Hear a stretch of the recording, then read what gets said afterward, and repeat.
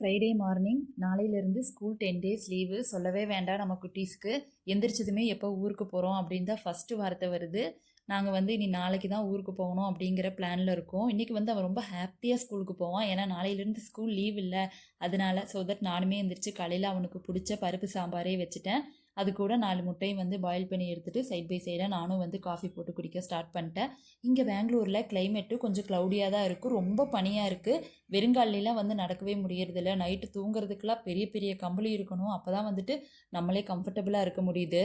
Sambar, rice, அதுக்கப்புறம் முட்டை இதெல்லாம் எடுத்து ரெடி பண்ணி வச்சுருந்தான். சஷ்வந்த் குட்டி எனக்கு தோசை தான் வேணும் அப்படின்ட்டான். அப்புறம் 8:30 போல் டக்குன்னு அவனுக்கு தோசை ஊற்றி அவனுக்கு ஊட்டி விட்டுட்டு, பல நாள் வந்து புக்ஸ் எல்லாம் ஸ்கூலுக்கே எடுத்துகிட்டு போகல, எக்ஸாமு அப்படிங்கிறதுனால வீட்டிலேயே படிச்சுட்டு அங்கங்கே போட்டுருந்தான்.